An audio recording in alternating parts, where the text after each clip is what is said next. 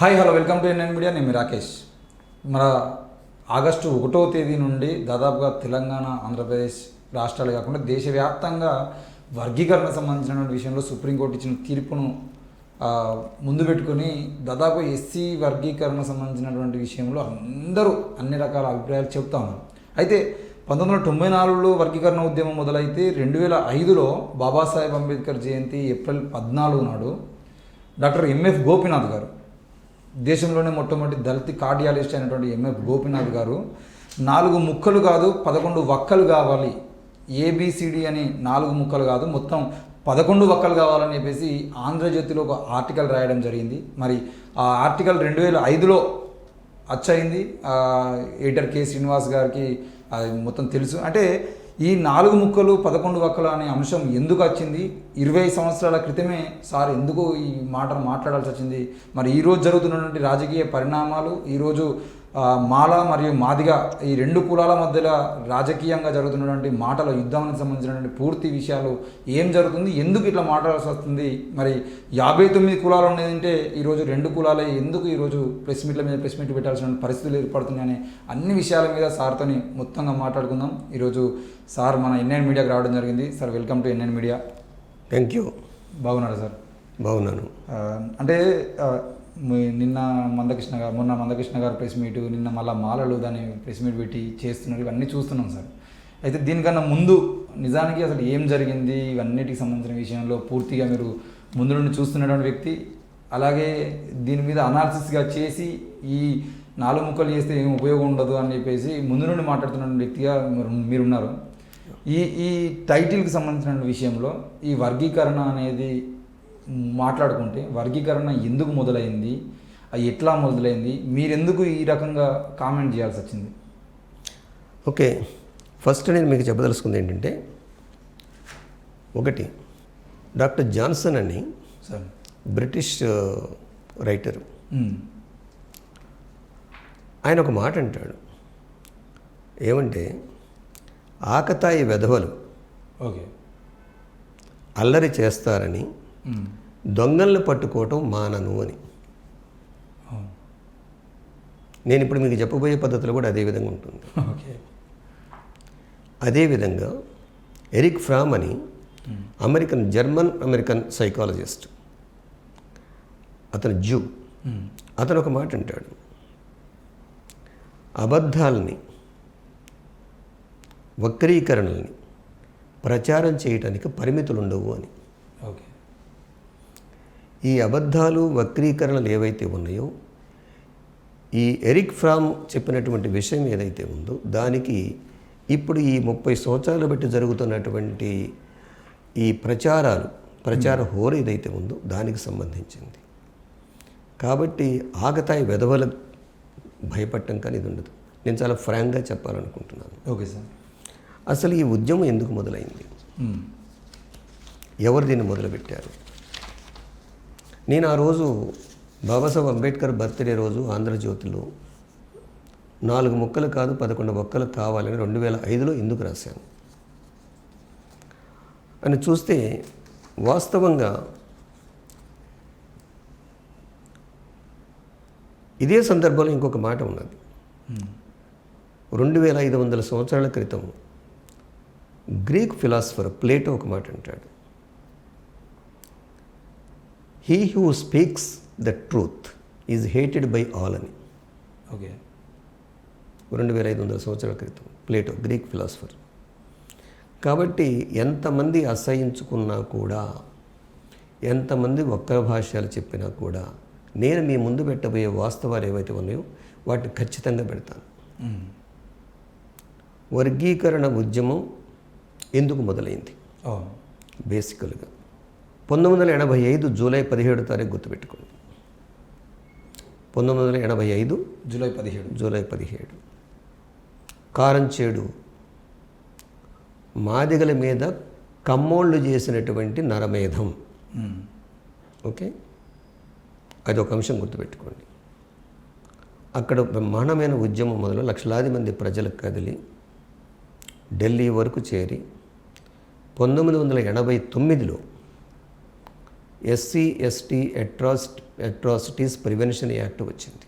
అవును. 1991లో ఆగస్టు 6వ తారీఖున చుండూరులో రెడ్డోళ్ళు మాలలు నరికారు. అవును. ఇది కూడా దేశవ్యాప్త ఉద్యమం అయింది. ఇది ఒకటి గుర్తుపెట్టుకోవాలి. కారంచేడులో కమ్మోళ్ళు, చుండులో రెడ్డోళ్ళు. ఇక మూడో ముఖ్యమైన సంఘటన ఏంటంటే 1994 జనవరి 22వ తారీఖున ఉత్తరప్రదేశ్లో బహుజన సమాజ్ పార్టీ, తర్వాత Mulayam Singh party, SP Samajwadi party, ఈ రెండు కలిసి ప్రభుత్వాన్ని ఏర్పరిచిన తర్వాత 1983లో 94 జనవరి 22వ తారీఖున మన హైదరాబాద్లో నిజాం కాలేజీ గ్రౌండ్లో పెద్ద మీటింగ్ జరిగింది. ఈ మూడు సంఘటనలలో మాలా మాదిగలు కలిసి పనిచేశారు. ఓకే. కారంచేడులో మాదిగలు నరికినప్పుడు మాలల నాయకత్వం వహించారు. చుండూరులో కారంచేడు మాదిగలు నరికినప్పుడు మాలలే నాయకత్వం వహించారు. చుండూరులో మాలలు నరికినప్పుడు మాలలే నాయకత్వం వహించారు. బహుజన సమాజ పార్టీలో మాలా మాదిగలు ఇద్దరు కలిసి పనిచేశారు.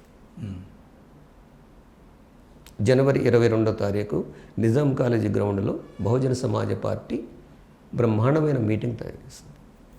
బహుజన సమాజ పార్టీ మీటింగ్కి ఎవరూ వెహికల్స్ పెట్టి తీసుకురాలేదు. సొంతగా ట్రాన్స్పోర్ట్ వేసుకొని వచ్చారు.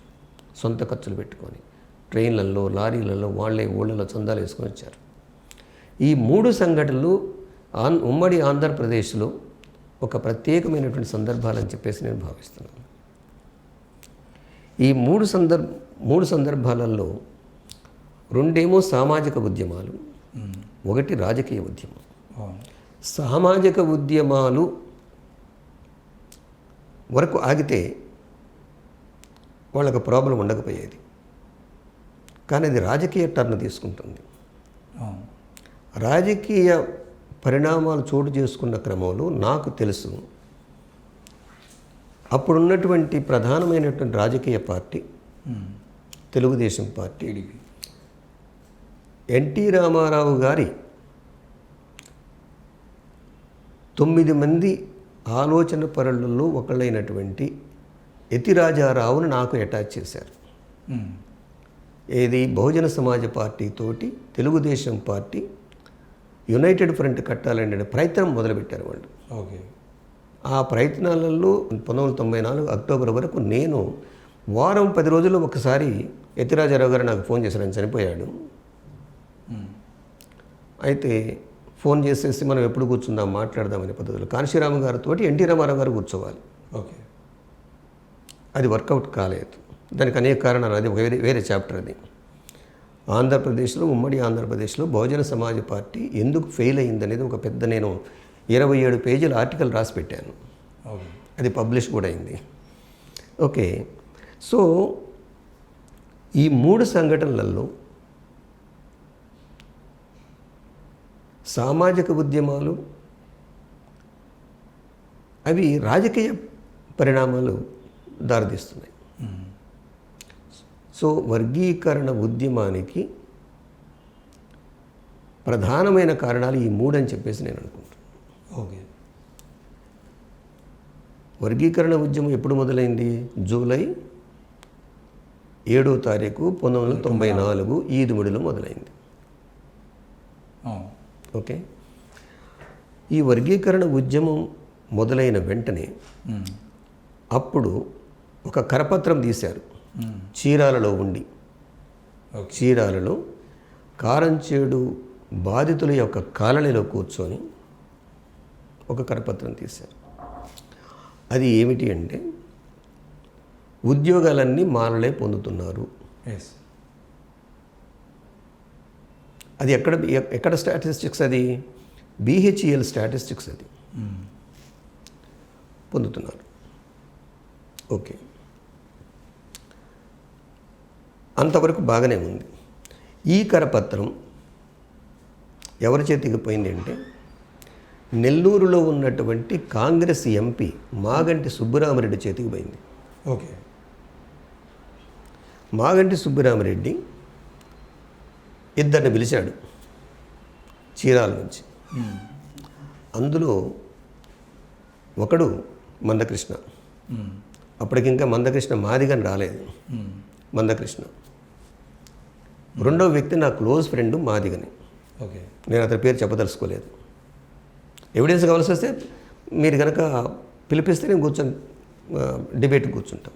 ఆ వ్యక్తి కూడా ఉన్నాడు ఇప్పుడు. ఓకే, సో ఉద్యమం జూలై 7th మొదలైంది.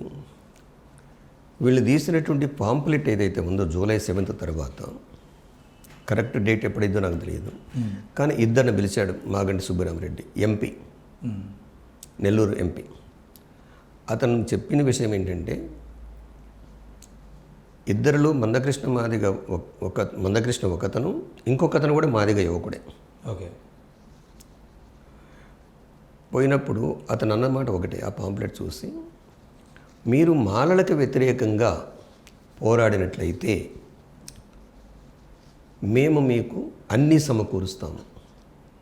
ఓకే, మనుషులను పంపిస్తాము మీ మీటింగులకి, ట్రాక్టర్లు లారీలు పెడతాము, మీటింగ్ ఖర్చులన్నీ కూడా మేమే భరిస్తాం.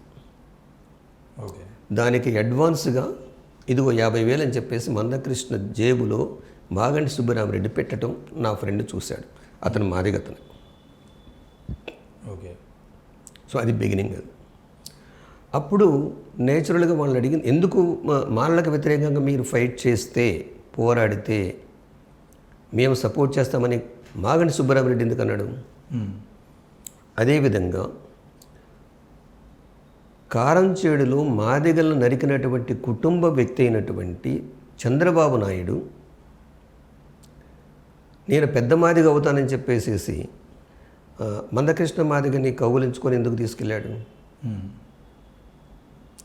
మరి మందకృష్ణ అనేటువంటి ఒక నాయకుడు కారంచేడు మాదిగల గుర్తు రాలేదా చంద్రబాబుతో స్నేహం చేయడానికి? సో ఇక్కడ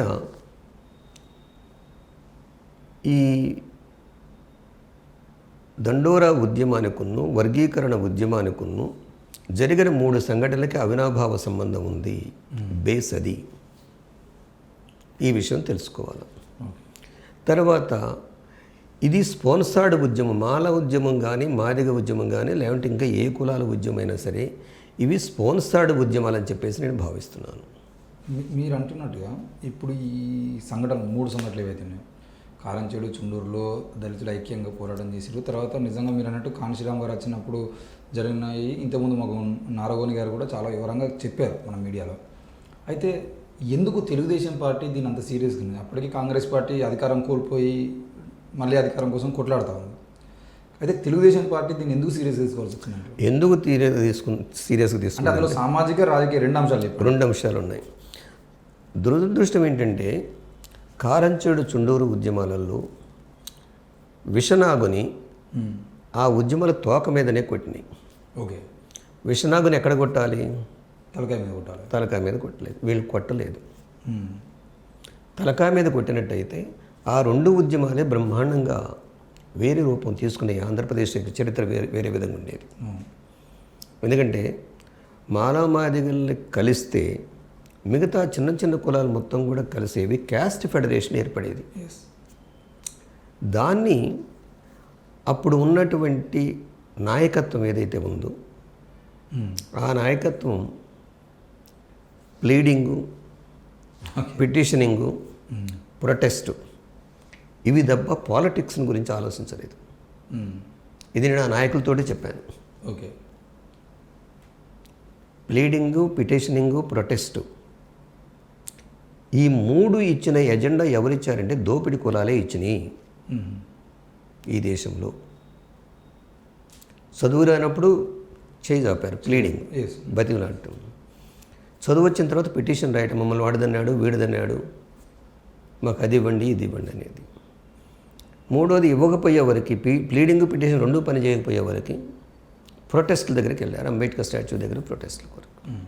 ఈ 3 కార్యక్రమాలు ఏవైతే ఇది ఇచ్చినటువంటి ఈ దోపిడీ కులాలు, పాలక కులాలు ఇచ్చినటువంటి ఎజెండా అని చెప్పేసి నేను చెప్తాను. కారణం ఏమిటంటే వీళ్ళు దీని చుట్టూ తిరుగుతూ టైం వేస్ట్ చేస్తారు.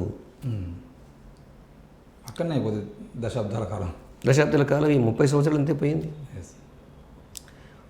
కాలం పోవడమే కాకుండా ఈరోజు మాదిగల మధ్యన నిన్న మందకృష్ణ గారు అన్నారు కదా, ఏమని, నేను రేవంత్ రెడ్డి గారిని అయినా నమ్ముతాను కానీ ఖార్గేని నమ్మనని.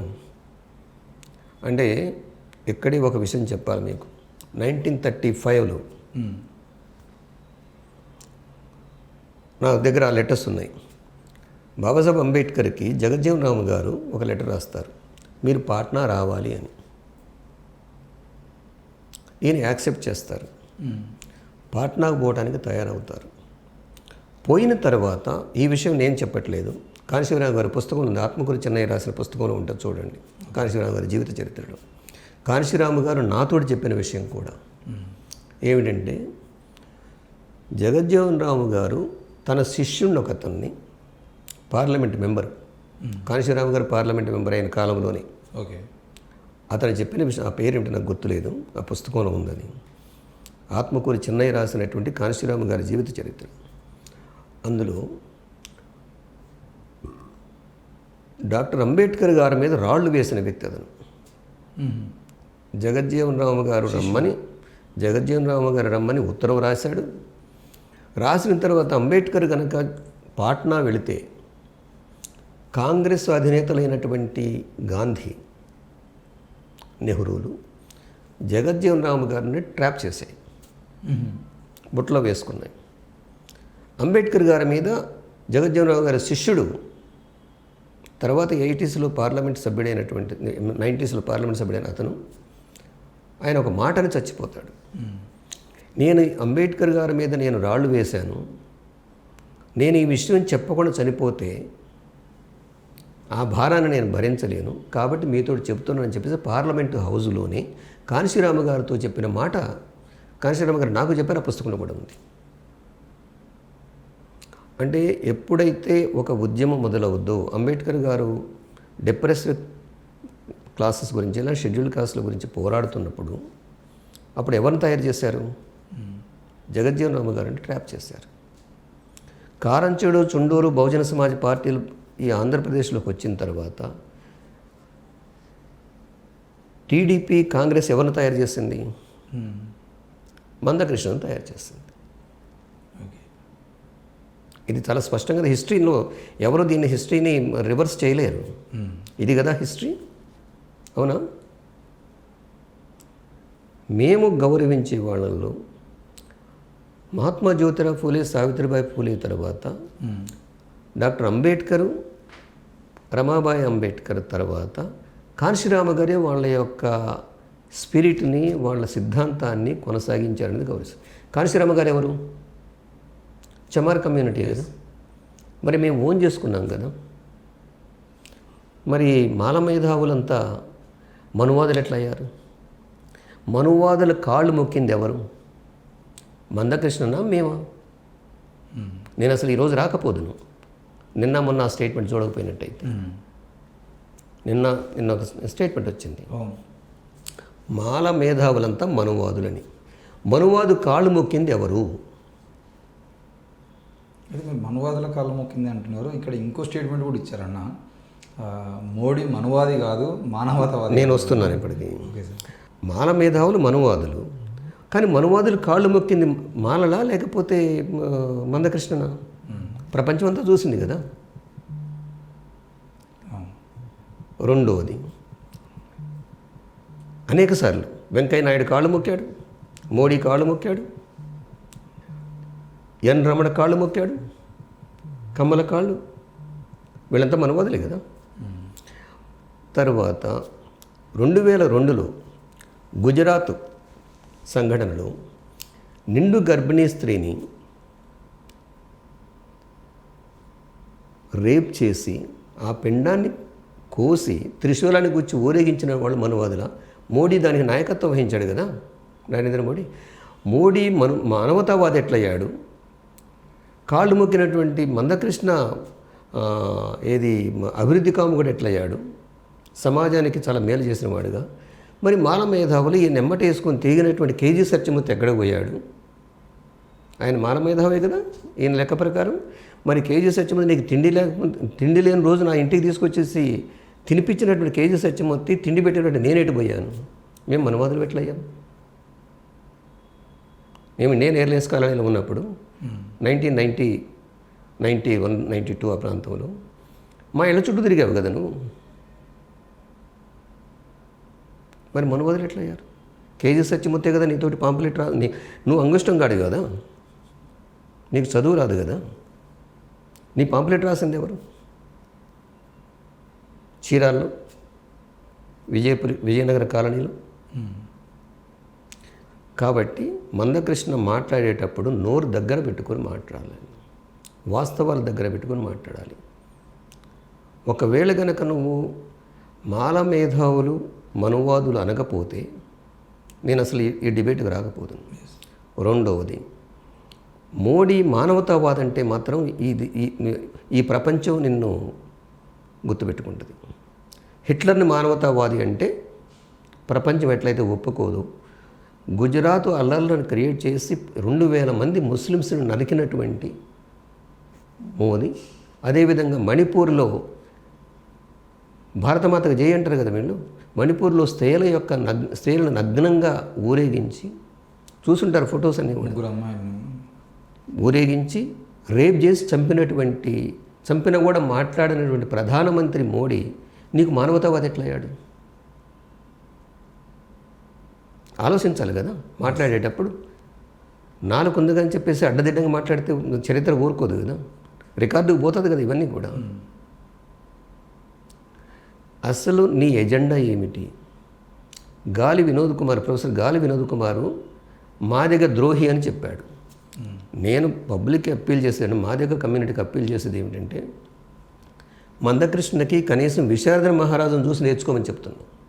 ఓకే, ప్రొఫెసర్ గాలి వినోద్ కుమార్ని చూసి నేర్చుకోమని చెప్తున్నాను. ఎందుకంటే మాదిగ కమ్యూనిటీ కానీ ఏ కులంలోనైనా కూడా మంచివాళ్ళు ఉంటారు, చెడ్డవాళ్ళు ఉంటారు. నువ్వు కులాన్ని మొత్తాన్ని అంటగట్టకు దీనికి. అయితే ఇక్కడ నాకు ఒక డౌట్ సార్, ఎందుకు అంటే మందకృష్ణను నేను కూడా దాదాపు 15-20 సంవత్సరాలు చూస్తున్నాను, ఇప్పుడు చిన్నప్పటి నుండి చూస్తున్నాను. అంత కోపానికి అంత అంటే బాధతో అన్నాడా, లేదంటే ఏ రకమైనటువంటి కోణంలో అని ఉండొచ్చు? ఎందుకంటే ఏదన్నా ఊర్లలో ఎట్లుంటుంది, కోపం ఉంటేనో లేదంటే బాధ ఉంటేనో లేకపోతే ఇంకేదన్నా ఉంటేనో అంటారు కదా. ఎందుకు అంటే ముందు మాట్లాడిన 30-40 నిమిషాల పాటు ప్రెస్ మీట్లో మేము ఉన్నాం, ఇబ్బంది ఏం లేదు, బాగానే ఉన్నది. కానీ మీడియా వాళ్ళు అడుగుతున్న ప్రశ్నలు అడుగుతున్న కొద్దీ ఎందుకు అంత సీరియస్గా అయిపోయి డైరెక్ట్గా మాల మేధావులు, దాదాపు రాజకీయ నాయకుల్ని మేధావుల్ని 99% అందరూ మనవాదులే అని అంత ఆ స్థాయికి ఎందుకు పోయింది మాటలో యుద్ధం? మీకు ఒక విషయం చెప్పాలి ఇక్కడ. 1997, 98 ఆ ప్రాంతంలో మందకృష్ణ ఖమ్మం జిల్లా వైరా మండలంలో పబ్లిక్లో ఒక మాట వదిలాడు, ఒక నినాదం వదిలాడు. ఆ నినాదం ఎవరిది అంటే యాక్చువల్గా 1940లో పెరియార్ రామస్వామి గారిది. తమిళనాడులో ఆయన ప్రచారం చేసింది. నాగుబాము అడ్డు వచ్చినా వదలండి, బ్రాహ్మణ్ అడ్డు వస్తే నరకండి అన్నాడు ఆయన, పెరియార్ రామస్వామి. దాన్ని తీసుకొని వైరా మండలంలో, అది రెబ్బవరంలోనో లేకపోతే గొల్లపూడిలోనో, ఎక్కడ ఈ 2 ప్రాంతాల్లో ఒక చోట, నాగుబాము వచ్చినా వదలండి, మాలలు వస్తే నరకండి అన్నాడు మందకృష్ణ. ఇప్పుడు 1997-98లోనే. ఓకే. అంటే పెరియార్ రామస్వామి మనువాదులకు వ్యతిరేకంగా వాడాడు. మందకృష్ణ అప్పుడే 97-98లోనే మాలలకు వ్యతిరేకంగా వాడాడు. మాలల మీద ఆయనకున్న కక్ష ఏమిటంటే ఆయన మాలలను తిడితే తప్ప మాదిగలు తన వెంట రారు అనుకుంటున్నాడు. ఓకే. సో ఈ 3 ఉద్యమాలు చేసినటువంటి, నాయకత్వం వహించినటువంటి మాలలు మాదిగల మీద మరి ఈ రాజకీయ పార్టీల కోపం ఉంటుందా ఉండదా? కమ్యూనిస్ట్ పార్టీల కోపం ఉంటుంది. కమ్యూనిస్ట్ పార్టీలో ఉన్నటువంటి, నేను ఒక మాట వడదలుచుకున్న మరలా, బ్రాహ్మణైజ్డ్ లేక మర్కంటైల్ మార్క్సిస్టులు కోపం ఉంటుంది. నిజమైన మార్క్సిస్టులు కోపం ఉండదు. ఈ కమ్యూనిస్ట్ పార్టీలకి వీళ్ళిద్దరు విడిపోవాలని కోరుకున్నారు. ఓకే. ఇది బహుజన సమాజ్ పార్టీలోకి పోతున్నారు కాబట్టి గండి కొట్టాలి. అదేవిధంగా మేధావి వర్గానికి కూడా, మన దేశంలో ఉన్న మేధావులు, మెజారిటీ మేధావులు, వీళ్ళకి ఇండియన్ సోషల్ హిస్టరీ తెలియదు. మన దేశంలో ఉన్న మేధావులకి, వాళ్ళు లెఫ్టిస్టులు కానీ రైటిస్టులు కానీ, ఏమైనా తెలిసిందంటే వక్రీకరించబడ్డ చరిత్రే తెలుసు వీళ్ళకి. ఓకే. ఇక్కడున్న మేధావులకి. కాబట్టి మాకు సమాజం అంతా సపోర్ట్ చేస్తుందని మందకృష్ణ చెప్పేటువంటి వాస్తవాలు నువ్వు ఏ మేధావులతోటి చరిత్ర చూడు. మరి ఇదంతా జరిగినటువంటి సమాజాన్ని ఫూలే అంబేద్కర్ తర్వాత అంత క్షుణ్ణంగా అంత లోతుగా స్టడీ చేసినప్పుడు కాంశీరామ్ గారు ఎందుకు ఒప్పుకోలేదు దీన్ని? ఇప్పటికీ బీఎస్పీ ఒప్పుకోవట్లేదు కదా. ఎందుకు ఒప్పుకోవట్లేదు? కారణం ఏమిటి అంటే దానికి అది socio political and cultural agenda దానికి ఉన్నది కాబట్టి. మరి మందకృష్ణ ఈ విధంగా ఎందుకు చేస్తున్నాడు? ఎవరి చేతిలో ఉండి చేస్తున్నాడు? మనువాదుల చేతిలో ఉండి వాళ్ళ కాళ్ళ మొక్కుతూ, వాళ్ళు పెట్టే తిండి తింటూ, వాళ్ళు ఇచ్చే డబ్బుల్ని వేల కోట్ల రూపాయలు సంపాదిస్తూ ఈ కథలు పడుతున్నాడు. మరి బహుజన సమాజ్ పార్టీ మాయావతి, చమారు అంటే లెదర్ ఇండస్ట్రీ తోటే సంబంధం ఉన్నవాళ్ళు. ఇక్కడ ఉన్నటువంటి బహుజన సమాజ్ పార్టీలో ఉన్నటువంటి మంద ప్రభాకర్ కూడా దీని గురించి మాట్లాడలేదు. మాట్లాడాలి కదా. మరి ఎందుకు మాట్లాడలేదు వాళ్ళు? దీని అర్థం ఏమిటంటే, నువ్వు అసలు ఒక కాలంలో ఒక టాక్ వచ్చింది, బీజేపీకి అధికారంలోకి వస్తే మందకృష్ణ ముఖ్యమంత్రి అవుతాడని. ఈ కక్కుర్తి తప్ప ఇంకేం లేదు. బీజేపీకి ఒక ఎజెండా ఉంది, అధికారంలో రావడమే కాదు, ఈ సమాజాన్ని మా గుప్పెట్లో పెట్టుకోవాలి, శూద్రులతో సహా మా చెప్పు చేతల్లో ఉండాలి. శూద్రులంటే ఈ కమ్మారెడ్డి వెలమలు కూడా వస్తారు, మన అక్కడ జాట్స్ గిట్స్ వీళ్ళంతా వస్తారు. సో అసలు ఈ సమాజాన్ని మా కంట్రోల్లో ఉండాలి. పీష్వారాజ్యం అప్పుడు మేము ఎట్లయితే నడిపామో ఆ పద్ధతులు మమ్మల్ని ప్రశ్నించడానికి వీల్లేదు. మా వేదాలు గొప్ప, మా బ్రాహ్మణాలు గొప్ప, మా అరణ్యకాలు గొప్ప, మా రామాయణం గొప్ప, మా మహాభారతం గొప్ప, ఇవి చెప్పి జనాన్ని మత్తులో ఉంచాలి, మతోన్మాదులుగా తయారు చేయాలి. ఆ మతోన్మాదులకి, ఆ ఉన్మాదులకి, కులోన్మాదులకి మందకృష్ణ వంత బలుగుతున్నాడు. ఇందులో ఇంకా వేరే డౌట్ ఏమి లేదు. చరిత్రలో లిఖించబడుతుంది ఇది. చరిత్ర ఎప్పుడు కూడా క్షమించదు. వాస్తవాలు ఈరోజు కాబట్టి రేపు బయటకు వస్తాయి. ఇప్పుడు నేను ఆర్టికల్ రాశాను. ఈ ఆర్టికల్లో నేను చెప్పింది ఏమిటి? నువ్వు చెబుతున్నటువంటి 59 కులాల గురించి కాదు నువ్వు మాట్లాడుతుంది, నీ గురించే నువ్వు మాట్లాడుకుంటున్నావు. మా దగ్గర కూడా మభ్యపెట్టి మోసం చేశావు. అది నేను అనట్లేదు, మాదిగ కులస్తుడైనటువంటి ప్రొఫెసర్ గాలి వినోద్ కుమారే అన్నాడు. నేను ఎక్స్పర్ట్ ఇన్ లా, ఈ వాజ్ డీన్ ఉస్మానియా యూనివర్సిటీలో అన్నాడా లేదు?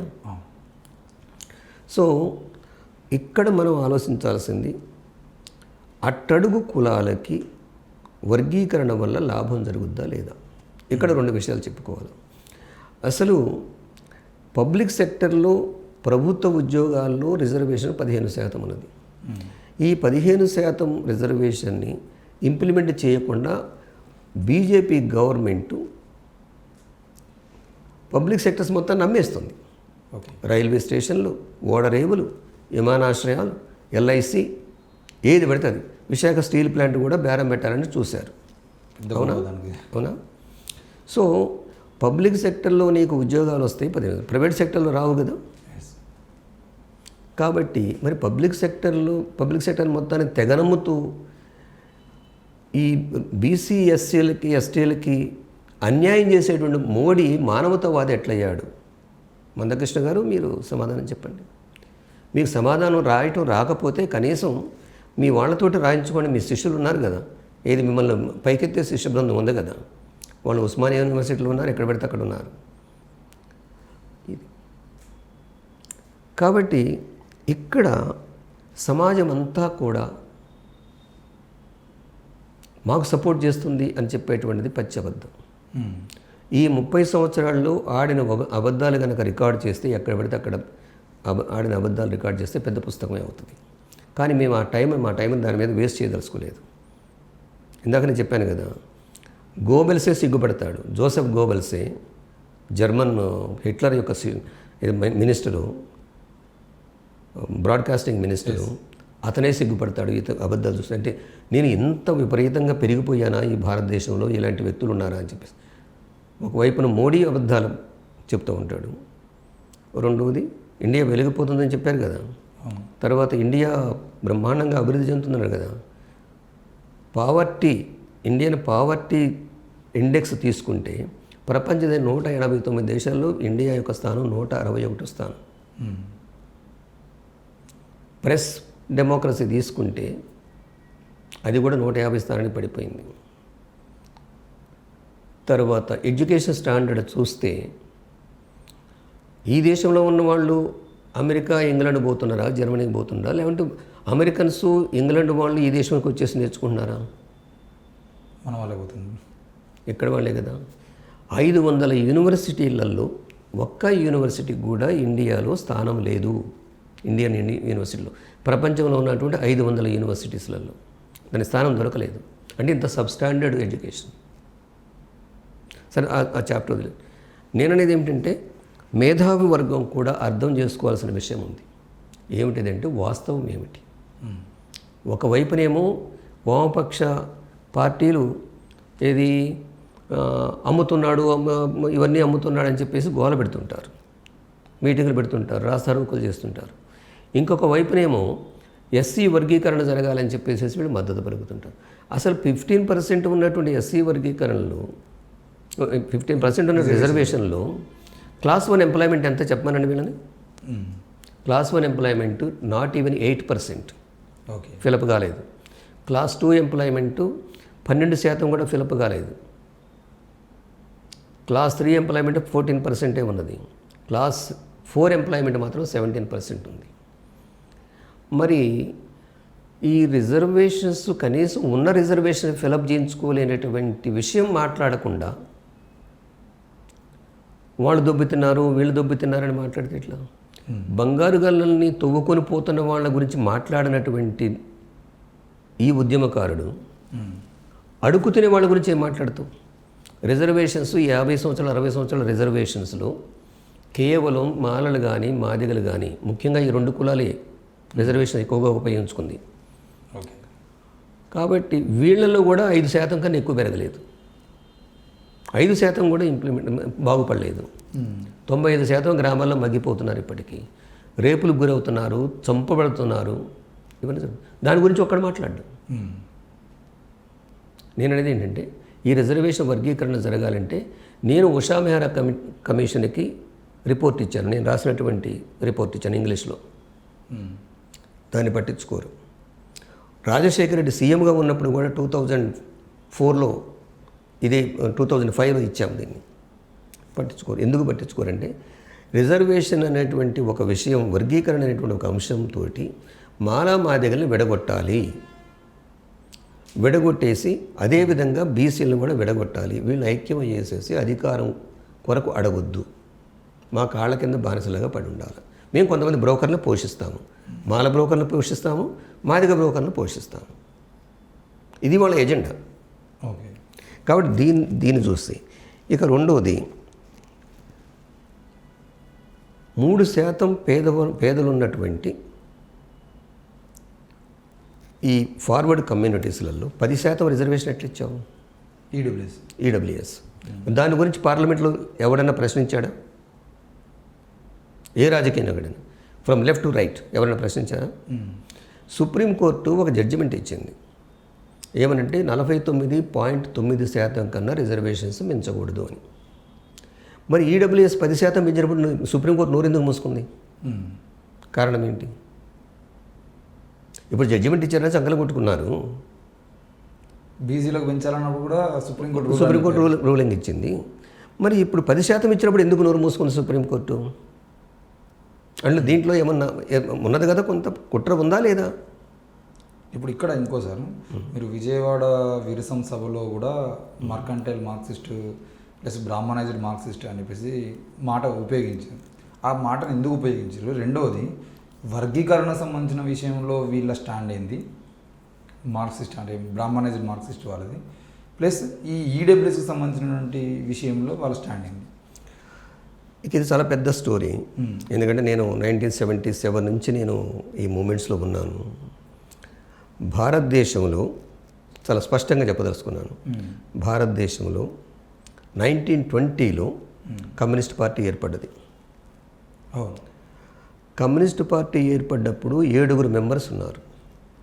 అందులో 5 బ్రాహ్మిన్స్, ఓకే, 3 ఇండియన్ బ్రాహ్మిన్స్, 2 ఆ బ్రాహ్మిన్స్ చేసుకున్నటువంటి ఫారినర్స్, 2 ముస్లిమ్స్. నాకు కూడా డౌట్ ఏంటంటే ఈ ముస్లిమ్స్ కూడా బ్రాహ్మిన్స్ నుంచి కన్వర్ట్ అయిన ముస్లిమ్స్ అనుకుంటాను నేను. మీకు తమాషా ఏమిటంటే ఈ దేశంలో మత మార్పులు జరుగుతున్నాయి, అధ్యాయాలు ఇచ్చిన అసలు మొట్టమొదటి మతం మార్చింది ఎవడు ఈ దేశంలో? క్రిస్టియానిటీ వచ్చినప్పుడు 50స్లో క్రీస్తు కామన్ ఎరా అంటారు చూడండి. క్రీస్తు శకం మనం ఉపయోగించట్లేదట ఇప్పుడు ఎందుకో. కామన్ ఎరా 50స్లో కేరళలో మొట్టమొదట క్రిస్టియానిటీలోకి మారింది ఎవరు? ఏ కులం? బ్రాహ్మిన్స్. 702 తర్వాత ఇస్లాంలోకి మారింది ఎవరు? బ్రాహ్మిన్సా కాదా? మత మార్పులు ఎప్పుడు జరిగినాయి? ఈ మాలామాదిగోళ్ళు, బీసీలు, ఎస్సీలు, ఎస్టీలు మతాలు ఎప్పుడు మార్చుకున్నారు? మీ తర్వాత మీరే కదా దారి వేసింది. మీరు ఎక్కడికి దారి ఎందుకు వేశారు? అప్పుడు మీకు వైదిక మతం గుర్తు రాలేదా మీ బాపనోళ్ళకి? అప్పుడు మీకు రామాయణం, భారతం గుర్తు రాలేదా? ఎందుకు మారారు మరి? అంటే బెల్లం దగ్గర చీమలు ఎట్లయితే చేరతాయో, ఎక్కడైతే డబ్బు ఉంటుందో అక్కడికి పోతారు వీళ్ళు. మాకు అబ్జెక్షన్ లేదు అన్నమాట.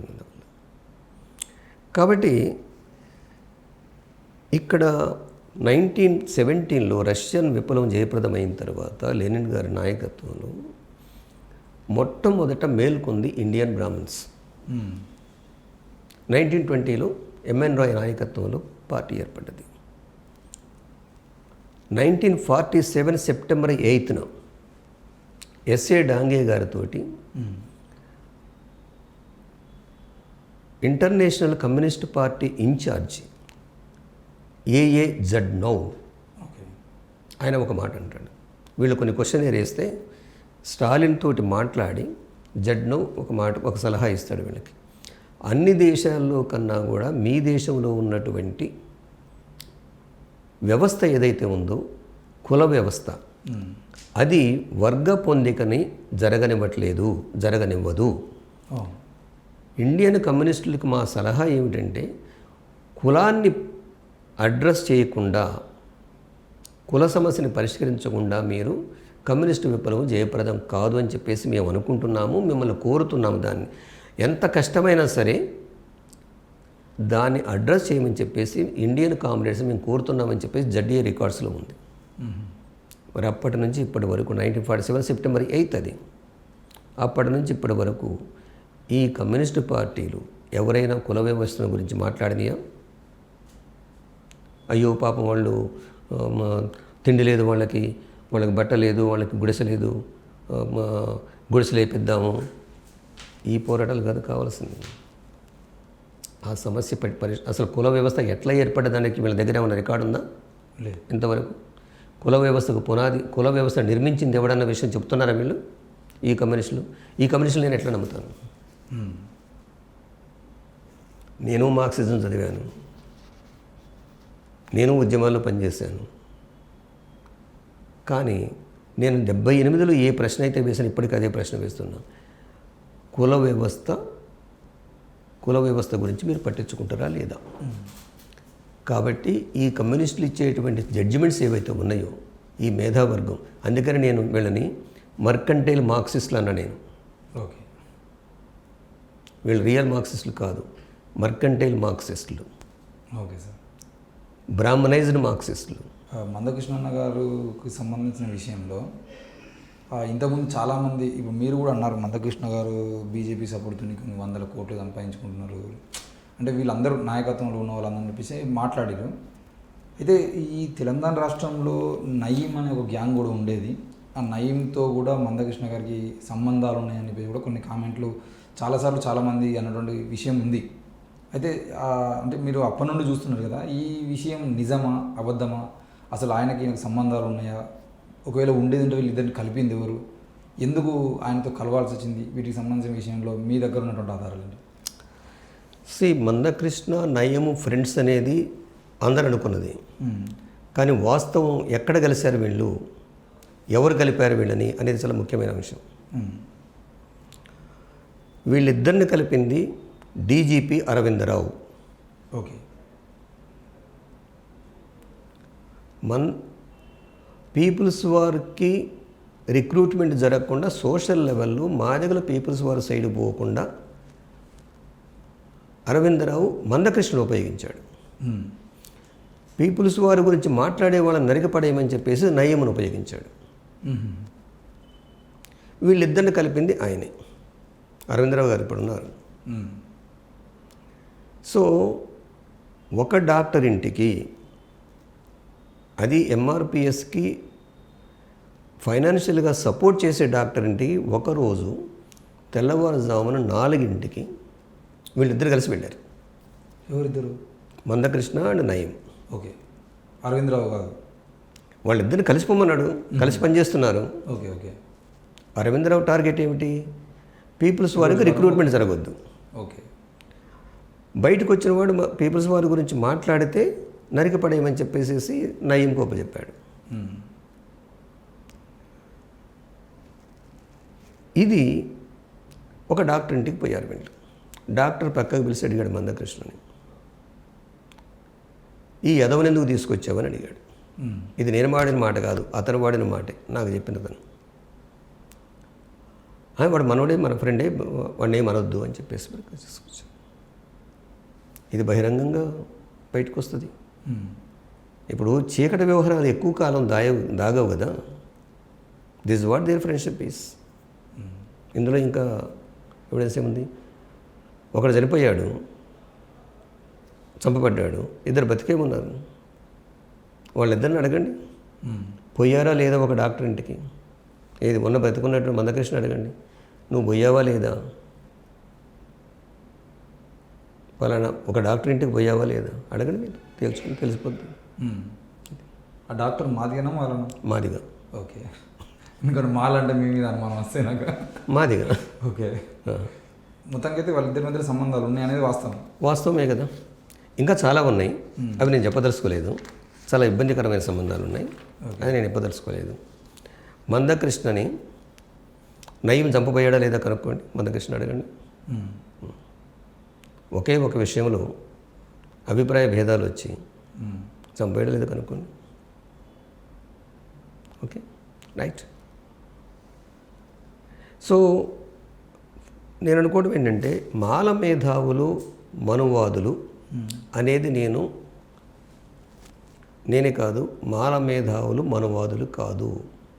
అందుకనే బీజేపీకి ఏం తెలుసు, బీజేపీ గురించి చంద్రబాబుకి ఏం ఐడియా ఉంది? మాలలు బీజేపీ తోటి రారు, ఎవరో ఒకరు పోవచ్చు, రారు. వాళ్ళు అంబేద్కరైట్స్. అందుకనే ఆర్ఎస్ఎస్ సీక్రెట్ సర్క్యులర్ నెంబర్ 411 1990లో తీసింది ఏమిటి?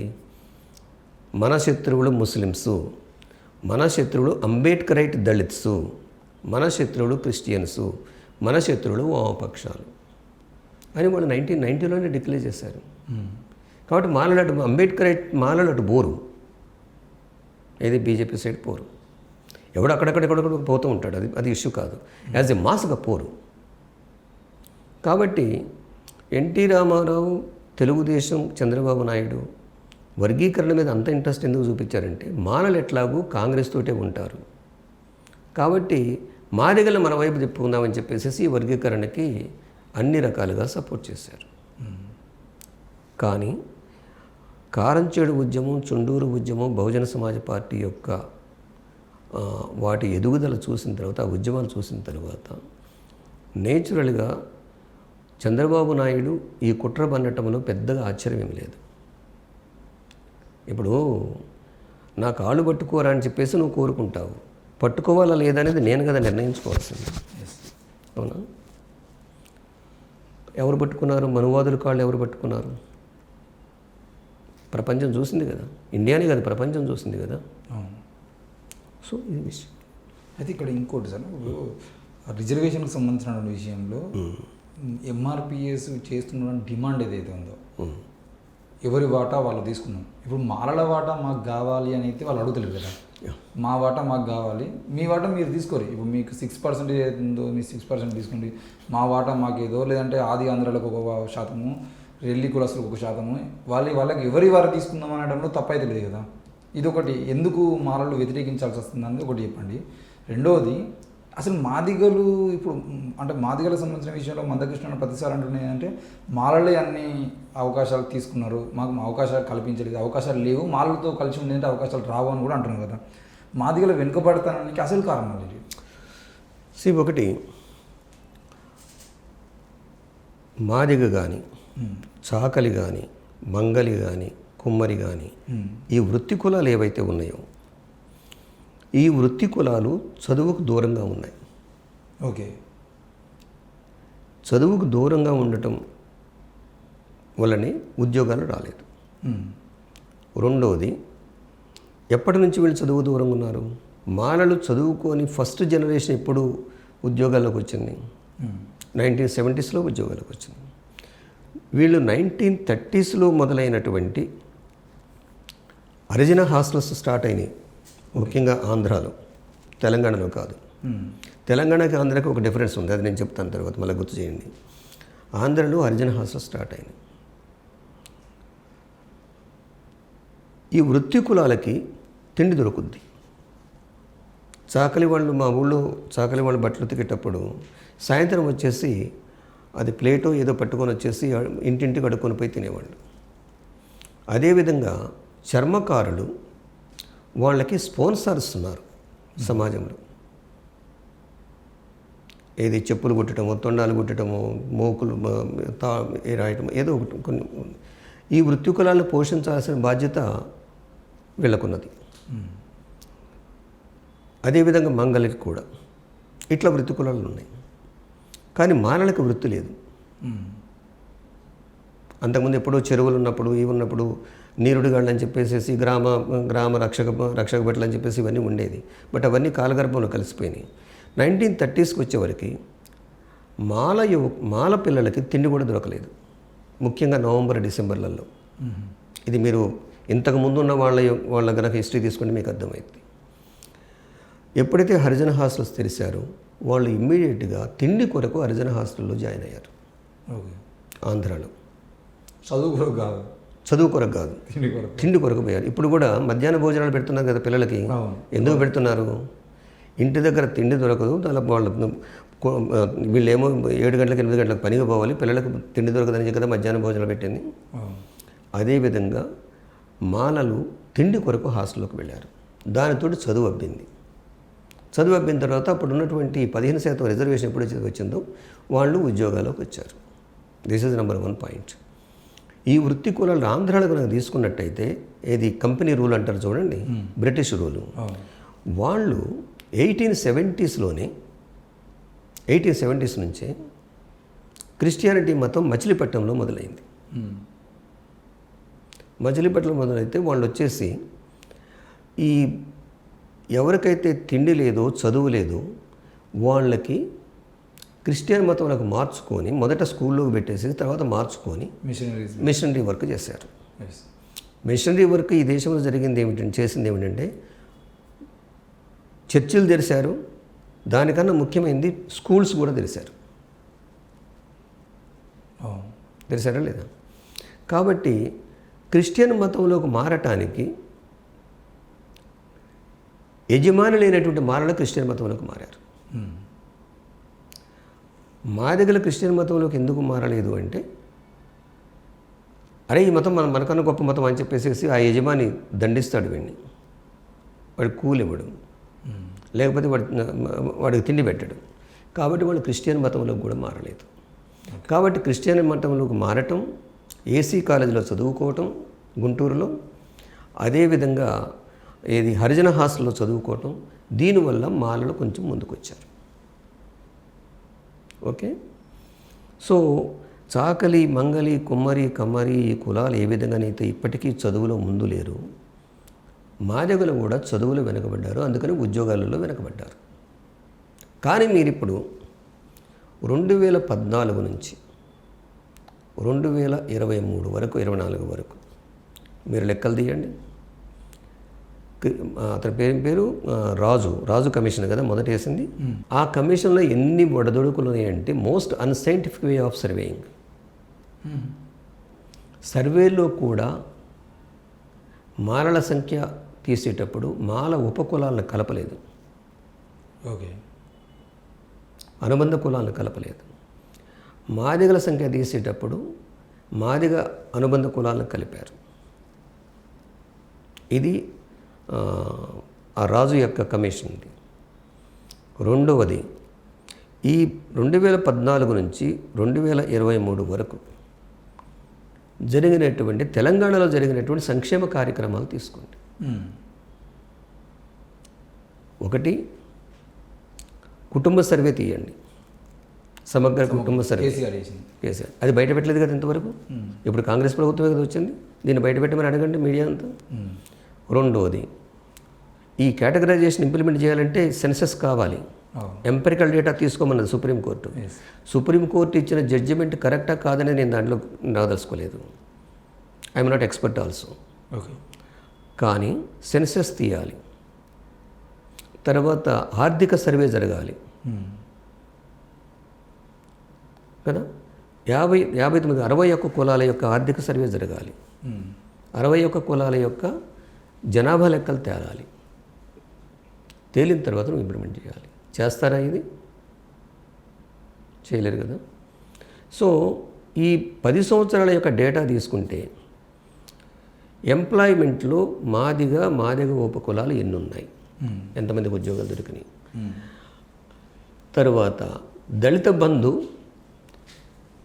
మాలలకు ఎంత వచ్చింది, మాదిగలకు ఎంత వచ్చింది, ఇది గవర్నమెంట్ దగ్గర ఉన్న లెక్కలే కదా. తరువాత 3 ఎకరాల భూమి మాదిగలకు ఎంత వచ్చింది, మాలలకు ఎంత వచ్చింది, లెక్కలు బయట పెట్టమని చెప్పండి. తేలిపోద్దు కదా ఎవరికి అన్యాయం జరిగిందో. అవునా కదా. నేను అనుకోవటం 15% రిజర్వేషన్లో క్లాస్ 1 ఎంప్లాయ్మెంట్లో 6 నుంచి 8% ఇంప్లిమెంటేషన్లో మాదిగలే ఉన్నారు. మిగతా కులాలు ఇప్పటి వరకు అడ్రస్ లేవు అసలు. లిస్ట్ ప్రకారం ఎస్సీ కేటగిరీలో ఉన్నటువంటి, షెడ్యూల్ కాస్ట్ కేటగిరీలో ఉన్నటువంటి కులాలకి వాడు బడిమెట్లు కూడా ఎక్కడ వాడున్నాడు. నేను అందుకనే 11 ఒక్కలు కావాలని రాసింది, 4 కాదు 11 ఒక్కలు కావాలని చెప్పింది. మొట్టమొదటి వాళ్ళకి గవర్నమెంట్ కనుక చిత్తశుద్ధి ఉంటే ఏ గవర్నమెంట్కైనా నువ్వు వాళ్ళకి మొదట ఏది అసలు స్కూలుకు రానివాడిని మొదట స్కూలుకు తీసుకొచ్చే ఏర్పాటు చేయి.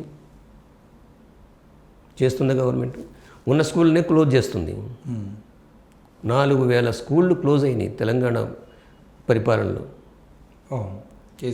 కేసీఆర్ పరిపాలనలో. క్వాలిటీ ఎడ్యుకేషన్ లేదు, తర్వాత క్వాలిటీ హెల్త్ కేర్ సిస్టమ్ లేదు. వీటిని కరెక్ట్ చేయమని చెప్పండి. అసలు ప్రజలకి ఈ ఉచితాలు ఇవ్వటం అవసరమా? ప్రజలకి ప్రధానమైన సమస్య ఎడ్యుకేషన్, రెండవది హెల్త్, మూడవది రెవెన్యూ డిపార్ట్మెంటు, పోలీస్ డిపార్ట్మెంట్. ఈ 4 డిపార్ట్మెంట్ సక్రమంగా నడిపించేటువంటి శక్తి చూపించమని చెప్పండి. ఈ రిజర్వేషన్ విషయం ప్రక్కన పెట్టండి మొదట. దాన్ని ఇంతవరకు ఈ మహాత్మా మందకృష్ణ నాయకుడు ఎప్పుడైనా స్కూళ్ళు బాగు చేయమని అడిగాడా? హాస్పిటల్ ఫెసిలిటీస్ పెంచమని అడిగాడా? పోలీస్ స్టేషన్లో మా వాళ్ళని లాకప్ డెత్ లేకుండా చూడమని అడిగాడా? లేకపోతే రెవెన్యూ డిపార్ట్మెంట్లో మా భూములు కబ్జా చేయొద్దని అడిగాడా? ఇది కదా సామాజిక అంశాలు. కుండలో నీళ్ళే లేవు, ముంచుకొని చావంటని చెప్పేసి వాడు దోపిడి కులాలని రెచ్చగొడుతున్నాయి, వీళ్ళు కొట్టుకొని వస్తున్నారు. అంటే దీని అర్థం ఏమిటి? బేసికల్గా ఈ అణిచివేయబడ్డ కులాలు ఏవి కూడా రాజకీయ పదవులు అడగకూడదు. అడిగినా కూడా బ్రెయిను స్పైను ఉన్నవాడు ఎవడు రాకూడదు. గుర్తుపెట్టుకోండి, ఏ పొలిటికల్ పార్టీలోనైనా బ్రెయిన్ ఉంటే ఆలోచిస్తాడు, స్పైన్ ఉంటే నిటారుగా నిలబడతాడు. అందుకని నన్ను 3 సార్లు 3 పార్టీలు రమ్మన్నా, 3 సార్లు 2 పార్టీలు సీట్ ఇస్తామన్నా కూడా నేను రాలేదు. ఎందుకంటే నాకు బ్రెయిన్ ఉంది, నేను ఆలోచిస్తాను. వాడు చేసే ఎదవ పనులు నేను ప్రశ్నిస్తాను తప్పకుండా. నాకు స్పైన్ ఉంది, నా తలకాయ నిటారుగా నిలబడుతుంది. ఎవడి కాళ్ళు పట్టుకో నేను చావునైనా ఛాలెంజింగ్ తీసుకుంటే కానీ వీళ్ళకి సరెండర్ కాను. అందుకని నేను పోలేదు. నువ్వేం చేసావు? మమ్మల్ని మనువాదం అంటావు మాలాంటి వాళ్ళని, నువ్వేమో మనువాదుల దగ్గర కాళ్ళ దగ్గర వాళ్ళ బూట్లు నాకుతున్నావు. ఇది కదా విషయం. ఇది ప్రజలకు తెలియాలని చెప్పేసి నేను చెప్తాను. అయితే మీరు ఈ 4 ముక్కలు కాదు 11 వక్కలు కావాలి అని రాసిన వ్యాసంలో దళిత చైతన్య రథం, ఎస్, మహాత్మా జ్యోతిరావు పూలే గారి నుండి మొదలుకొని బాబాసాహెబ్ వరకు ఆ దళిత చైతన్య రథాన్ని మాల మాదిగ దళారి నాయకత్వం, ఎస్, క్లియర్గా రాసి ఇది, ఎస్, మాల మాదిగ దళారి నాయకత్వంలో ముందు తీసుకోపోవడం మానేసి చెరో చక్రాన్ని పట్టుకొని పోయి మళ్ళీ కౌటిల్యం కాలకాడ పెట్టినట్టు సాష్టాంగ నమస్కారాలు చేస్తున్నారు అని చెప్పేసి రాశారు. ఆరోపణలేమో మందకృష్ణ గారి మీద ఒక్కరి మీద ఇప్పుడు అందరు చేస్తున్నారు, మందకృష్ణ కాలు మొక్కిందని చెప్పేసి. కానీ మీరు 2005లో రాసినటువంటి వ్యాసంలో మాత్రం మాలా మాదిగా దళారి నాయకత్వం రాశారు. అంటే ఈ ఈ వ్యాసం రాసిన నాటికి ఇద్దరు కూడా అదే పనిలో ఉన్నారా? మీకు కనపట్లేదా? ఇప్పుడు జరుగుతుంది ఏంటంటే కేవలం మందకృష్ణ గారు కాలు మొక్కిరు అనేది కనబడుతుంది కదా. నేనేమంటున్నానంటే మందకృష్ణ యొక్క గొప్పతనం ఏమిటంటే అన్ని కుల సంఘాలకి బ్రహ్మాండమైన రహదారి ఏర్పరిచాడు. ఏ రహదారి? అడుక్కుతినే రహదారి. ఓకే. ఇందులో మాల నాయకత్వం తక్కువగా అడుక్కుంటుందేమో కానీ అడుక్కుంటుంది. ఏం తక్కువ లేదు, తక్కువేం లేదు. అమ్మ ఒక్క జిల్లాలోనే జాతీయ అధ్యక్షులే కదా, జాతీయ అధ్యక్షులే, మొత్తం జాతీయ అధ్యక్షులే. ఒకసారి భద్రాచలంలో 2018లో ఒక నాయకుడి దగ్గరకు వచ్చి రాష్ట్ర అధ్యక్షులు 5 వచ్చారు. ఓకే. రాష్ట్ర అధ్యక్షులు ఆ తలగొట్టుకుంటూ నా దగ్గరకు వచ్చాడు ఆయన. ఏమిటి సార్ రాష్ట్ర అధ్యక్షులు 5 ఎట్లా ఉంటారు సార్ భద్రాచలంలో చెప్పేసి. చూస్తే వాళ్ళు దేనికి వచ్చారన్న, మేము రాష్ట్ర అధ్యక్షులు, మీకు ఓట్లు వేపిస్తామని చెప్పి. ఏం కావాలంటే తలా 1 లక్ష అడుగుతున్నారు సార్ అన్నాడు. తలా 5,000 ఇచ్చేసి పంపించేసి అన్న. మర్చిపోయినా ఆ 5,000కి ఎందుకంటే వీడు నాకేమి ఇవ్వలేదని చెప్పేసి ప్రచారం చేయకుండా, నెగిటివ్ ప్రచారం చేయకుండా ఉంటాడు, వాడు నోరు మూసుకుని ఉంటాడు. 5,000 ఇచ్చి పంపించమన్నా. భద్రాచలం కాన్స్టిట్యున్సీలోనే 5 రాష్ట్ర అధ్యక్షులు ఉన్నారు. అంటే ఏ జిల్లాకు పోయినా కూడా ఒక 10 మంది జాతీయ అధ్యక్షులు, ఒక 10 మంది రాష్ట్ర అధ్యక్షులు ఉంటారు. ఇవన్నీ ఏంటి? ఎవరు పెంచి పోషిస్తున్నారు వీళ్ళని? అవసరమా ఇంత? కాంశీరావు గారు ఇచ్చిన నినాదం ఏమిటి? అంబేద్కర్ ఇచ్చిన నినాదం ఏమిటి? ఫూలే ఇచ్చిన నినాదం ఏంటి? కాబట్టి ఇవన్నీ మర్చిపోయి ఇంకొక మాట అన్న. నేను 1997లో నా దగ్గరికి వచ్చినప్పుడు ఏమన్నానంటే, మాలలు వచ్చేసి మీరు మాకు గౌరవ అధ్యక్షులుగా ఉండాలి అన్నారు మాల మహానాడికి. నేనన్నా ఇప్పుడే కాదు, నేను చచ్చిన తర్వాత కూడా నా పేరు ఇవ్వను దానికన్నా. ఓకే, ఇవ్వను అన్నా. అయితే 2005కి వచ్చేవరకు డెవలప్మెంట్ ఏ విధంగా వచ్చిందంటే, అంబేద్కరు 1956 జూలై 31న నైట్న ఏడ్చుకుంటూ కూర్చుంటారు. కళ్ళం నీళ్ళు వస్తూ ఉన్నాయి. కళ్ళం నీళ్ళు వస్తూ ఉంటే ఆయన ఆయన పర్సనల్ సెక్రటరీ రత్తు అడుగుతాడు, బాబా ఎందుకు ఏడుస్తున్నారు మీరు? ఇంతవరకు నేను ధైర్యం చేయలేదు మిమ్మల్ని అడగటానికి, ఇప్పుడు ఎందుకు ఏడుస్తున్నామా? మొదటిసారి సమాధానం లేదు, రెండోసారి మూడోసారి కొంచెం గట్టిగానే అడిగాడు. ఏమన్నాడంటే, నేను ఒంటి చేత్తో నా జీవితాంతం కష్టపడి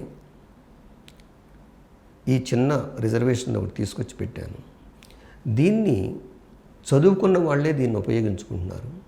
కానీ 100కి 99% ఉన్నటువంటి నా ప్రజలు ఎవరైతే ఉన్నారో గ్రామాలలో చదువు లేక కూలినాలు చేసుకుంటూ బ్రతుకుతున్నారు, వాళ్ళ దగ్గరికి పోదామని నేను ఆలోచిస్తున్నాను ఇక నుంచి. కానీ నా ఆరోగ్యం బాగలేదు కాబట్టి నేను ఏం చేయలేకపోతున్నాను అని చెప్పేసి నేను బాధపడుతున్నాను అన్నాడు.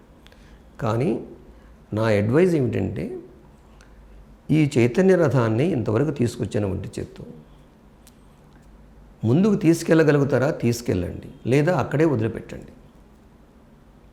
దీన్ని మాత్రం వెనక నెట్టొద్దు అన్నాడు. కానీ ఈరోజు దేశవ్యాప్తంగా ఉన్నటువంటి మహామహా నాయకులంతా కూడా పదవుల కొరకు, రాజకీయ అధికారం కొరకు, రాజకీయ అధికారం అంటే వాళ్ళ సొంతానికి, దాని కొరకు మనోవాదులకు పాదాల దగ్గర ఉన్నారు. ఓకే, కాబట్టి నేను ఆ రథం యొక్క 2 చక్రాలని ఉమ్మడి ఆంధ్రప్రదేశ్లో ఒకవైపున మాదిగ నాయకత్వం, ఇంకొక వైపున మాల నాయకత్వం 2 చక్రాలు ఓడి తీసుకొని ఊరేగుతున్నారు. ఆ 2 చక్రాలు తీసుకెళ్ళేసి ఈ దోపిడి కులాల పాదాల దగ్గర పెట్టారు. అందుకనే నాకు మండే అది రాశాను. ఓకే, పరిస్థితులు అట్నే ఉన్నాయి ఇప్పటికీ? ఇప్పటికంతే ఉన్నాయి, ఇప్పటికి ఇంకా పెరిగినాయి. ఓకే, అప్పుడేమో రాష్ట్ర అధ్యక్షులు ఒకళ్ళు ఇద్దరు ఉండేవాళ్ళు, ఇప్పుడు 10 మంది అయ్యారు జిల్లాకి. దేశాధ్యక్షులు కూడా తయారయ్యారు. మొన్ననే ఒక వీడియో చూశాను, అంతర్జాతీయ అధ్యక్షుడు ఒక సంఘానికి, అంటే అన్ని దేశాల్లో ఉన్న మాలలకి అంతర్జాతీయ అధ్యక్షుడు. ఓకే, మాలలకి మాదిగలకి. సార్ అయితే ఇక్కడ అంటే ఈ విషయాలు పక్కన పెడితే మొన్న వచ్చినటువంటి ఆగస్టు 1కి జడ్జిమెంట్కి సంబంధించిన విషయం ఆల్రెడీ మీరు ఎక్స్పర్ట్ కాదన్నారు. కానీ ఇక్కడ ఏం జరుగుతుందని అంటే మాలలేమో మాకు ఈ జడ్జిమెంట్ వల్ల విపరీతమైన నష్టం జరిగిపోతుంది, ఇది మాకు అద్దు అన్నట్టుగా వీళ్ళు భ్రమలో ఫైట్ చేస్తున్నారా?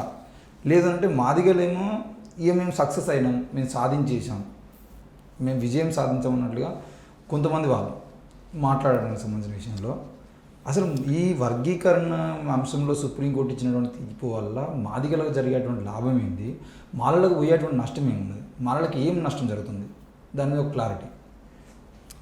ఇక్కడ నేను ఒక దగ్గర రాశాను నా పుస్తకంలో, అంటే జ్యుడిషియరీ, ఇండియన్ జ్యుడిషియరీ ఎట్లా ఉంది. ఓకే, ఇండియన్ జ్యుడిషియరీ ఇందాకనే చెప్పాను కదా, 49.9% కన్నా మించకూడదని ఒక సీలింగ్ పెట్టింది. ఈడబ్ల్యూ వచ్చిన తర్వాత నోరెత్తలేదు. దీని అర్థం ఏమిటి? దీని అర్థం ఏమిటది? దీని అర్థం ఏమిటంటే ఇండియన్ జ్యుడిషియరీ సిస్టంలో ఇది మనుస్మృతి ప్రకారమే న్యాయం అందుద్ది తప్ప, విడదీయటానికే న్యాయస్థానాలు పనిచేస్తాయి తప్ప ప్రజల్ని డెమోక్రటిక్గా తయారు చేయటానికి పని చేయవు అనేది number 1. Indian caste system itself is anti democratic. నేను ఇంతకుముందు కూడా చెప్పాను అనుకుంటాను. It is anti federal, is anti equality.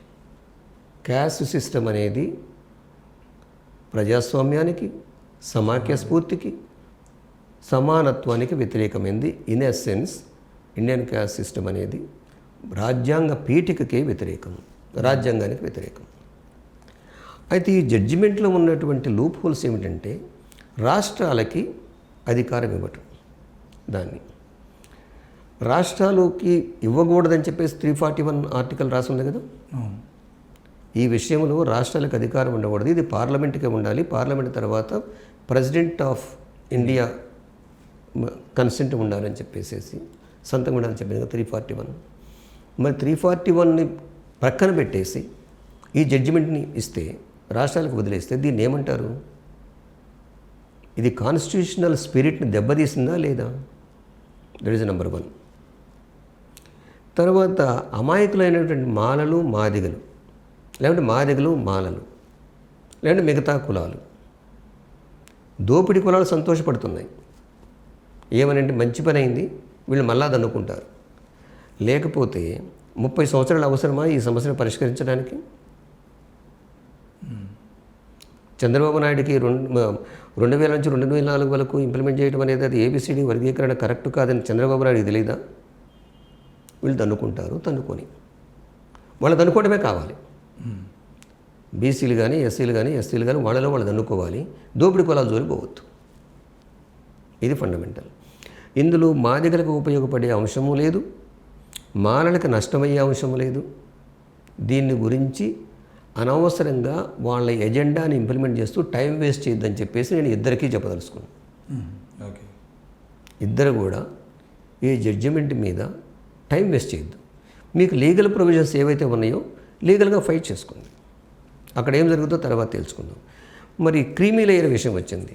మరి అదే బీజేపీ ఎంపీలు వెళ్ళేసేసి మోడీ దగ్గర కూర్చొని క్రీమీ లేయర్ పెట్టొద్దని ఎట్లా కన్విన్స్ చేశారు? అవునా కదా? అంటే దీని అర్థం ఏంటంటే ఈ జడ్జిమెంట్లో పొలిటికల్ అంశం ఉంది, రాజకీయ అంశం ఉంది, న్యాయ అంశం కన్నా కూడా రాజకీయ అంశం ఉన్నది. చెప్పారు కదా మీకు మన దేని ప్రకారం మన అయోధ్య ఇష్యూలో అప్పుడున్న జడ్జిలు ఏం చెప్పారు? వాస్తవాలు లేవు కానీ ప్రజాభిప్రాయాన్ని గౌరవిస్తూనే.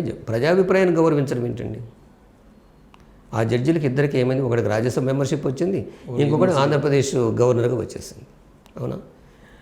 ఈరోజు దురదృష్టం ఏమిటంటే న్యాయస్థానం న్యాయం 4 పాదాల మీద నడుస్తున్నాం అనుకుంటుంది, కానీ అది 4 పాదాలు కాదు కదా, కనీసం ఒక్కడుగుతోడు కూడా నడవట్లేదు.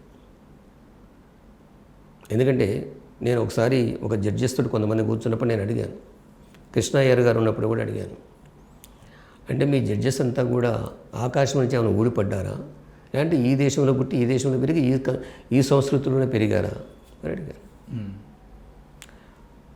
ఈ దేశం యొక్క వాస్తవ పరిస్థితి ఏంటంటే కుల వ్యవస్థ ఆ విధంగా ఉండాలి, వీళ్ళు తన్నుకు చావాలి, ఏది అణిచివేయబడ్డ కులాలు తన్నుకు చావాలి, మేము హాయిగా బ్రతకాలి. ఇంత నిజం. అందులో ఉన్నటువంటి ఇందులో ఏమి లేదు. ఇఫ్ ఎట్ ఆల్ వీళ్ళు ఇంప్లిమెంట్ చేయాలి అనుకుంటే సెన్సస్ తీయండి ఫస్ట్. తర్వాత ఈ దుర్మార్గమైన దుష్ప్రచారం ఏదైతే ఉందో, మాలలే మొత్తం తిన్నారు, దొబ్బుకు తిన్నారని మాట వాడుతున్నా చూడండి. ఈ 10 సంవత్సరాలు తీసుకుంటే సరిపోద్ది మీకు. దళిత బంధు ఎవరికి వచ్చింది? 3 ఎకరాల భూమి ఎవరికి వచ్చింది? ఎస్సీ కార్పొరేషన్ లోన్స్ ఎంతమందికి వచ్చింది? ఎవరెవరికి ఇచ్చారు? బయటపెట్టిన ధైర్యం అంటే చేయమని చెప్పండి. సూర్యాపేటలో 3 ఎకరాల భూమి ఒకే ఒక్క మాల కుటుంబానికి వచ్చింది, మిగతా అంతా కూడా మా దగ్గరికి పోయింది. ఎవిడెన్స్ ఉన్నాయి, ఇవన్నీ బయటకు వచ్చిన స్టాటిస్టిక్స్. కాబట్టి దీని విషయంలో అనవసరంగా టైం వేస్ట్ చేయకుండా అధికారాన్ని కాంశీరామ గారు చెప్పిన పద్ధతుల్లో ఓట్లు మావి సీట్లు మీవి అనే ప్రశ్న రావాలి. మాలామాదిగలే కాదు, బీసీ ఎస్సీ ఎస్టీ కులాలు మొత్తం కూడా కలిసి ఎవరన్నా మంచి వ్యక్తులు కనుకుంటే ఈ ఫార్వర్డ్ కమ్యూనిటీస్లలో వాళ్ళను కూడా కలుపుకొని అధికారం వైపు అడుగులేయమని చెప్పేసి నేను చెప్పదలుచుకున్నాను. ఓటు హమారా సీట్ తుమారా నహీ చలేగా అని అంటారు. కాంశీరామ గారు గుర్తు రావాలి. వీరికి నరేంద్ర మోడీ గారు గుర్తొచ్చారు, కానీ కాంశీరామ గారి పేరు ఎందుకు చెప్పడు ఈ మహానుభావుడు? ఈ రాజకీయ నాయకులు కాంశీరామ గారు అంటే భయం ఒకటి పడుతుంది కాంశీరామ గారు అంటే. మొత్తానికైతే ఈ మాదిగకు సంబంధించిన విషయంలో ఇది నాకు తెలిసైతే మీరు చెప్తున్న మాటలు వింటున్న తర్వాత ఈ అన్ని పార్టీలు మొత్తానికైతే వీళ్ళని అవసరమైతే వాళ్ళని నడిపిస్తే వీళ్ళని నడిపించి ఈ గొడవ కంటిన్యూ చేస్తే ముగింపు అయితే ఇచ్చే అవకాశాలు కనబడతలేదు. రాజకీయ ముగింపు లేదు. అయితే అసలు నిజానికి భారతదేశ వాస్తవిక పరిణామాలు ఏంటి? ఈ సమస్య పరిష్కారం ఏంటి? ఒకటి మొట్టమొదటి మీకు ఒక చిన్న విషయం చెప్పేసి రిజర్వేషన్ గురించి ఒక మాట చెప్పి మొదలు పెడతాను. రిజర్వేషన్ మీద ఈ దేశంలో ఉన్న మేధావులే కాదు, బయట దేశాలలో పోయేసి భారతమాతకు జై అనే వాళ్ళు చాలామంది ఉన్నారు. వీళ్ళంతా దేశభక్తులు. దేశభక్తులు ఈ దేశంలో ఉండేసి ఈ దేశాన్ని సేవ చేయరాదురా? ఈ దేశంలో చదువుకున్నావు, పోయేసి వేరే వాళ్ళకి కాళ్ళ మీద కూకుతున్నావు, వాళ్ళకి ఎందుకు సేవ చేస్తున్నావు? నువ్వు దేశభక్తువు కదా, నువ్వు వేరే దేశాల్లో అమెరికాలో ఇంగ్లాండ్లో ఎందుకుంటున్నావు, జర్మనీలో ఎందుకుంటున్నావు? ఇక్కడికి వచ్చి చెప్పాలి వీళ్ళు. ఒక పాయింట్ ఏమిటంటే రీసెంట్గా రిజర్వ్డ్ క్యాండిడేటు లాస్ట్ ఎంట్రన్స్ ఎగ్జామ్లో ఎంబీబీఎస్ దీంట్లో 418 మార్కులు వచ్చిన 720 మార్కులకి. ఓకే. వాళ్ళకి అతనికి వచ్చిన శాతం ఎంత? 58%. అతనికి సీట్ రాలేదు. కానీ మేనేజ్మెంట్ కోటాలో 116/720 అంటే 16% వచ్చినటువంటి వాళ్ళకి సీట్ వచ్చింది.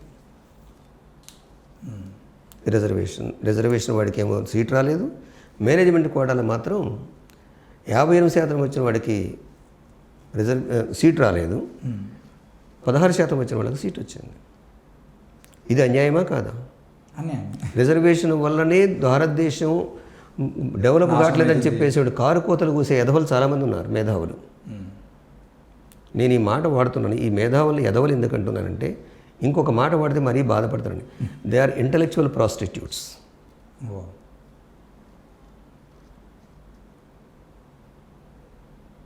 నేను విషయం చాలాసార్లు చెప్పాను, రాశాను కూడా. విషయం ఏంటంటే రిజర్వేషన్స్ వల్ల దేశం దెబ్బతింటుందా, లేకుంటే గుజరాత్లో ఉన్నటువంటి మార్వాడీల యొక్క విపరీతమైన ధనదాహం వల్ల పెరుగుతుందా? 28 మంది బ్యాంకుల్ని ఎగ్గొట్టిన వాళ్ళు ఉంటే ఈ దేశంలో, ఒక విజయమాల్య తప్ప సౌత్ ఇండియాను 27 మంది గుజరాత్, రాజస్థాన్ మార్వాడీలు 28 లక్షల కోట్ల రూపాయలు ఎగ్గొట్టారు. 28 లక్షల కోట్ల రూపాయలు. ఇదే మేధావి వర్గం ఏది వీళ్ళకి ఇచ్చే రాయితీలు ఉంటాయి చూడండి, రైతులకు ఇచ్చే రాయితీలు, వీటి మీద పడి ఏడుస్తున్నారు. బస్సు ఫ్రీ ఉండేది ఏడుస్తున్నారు, ఎవడు పెట్టమన్నాడు ఫ్రీ ఏడుస్తున్నారు.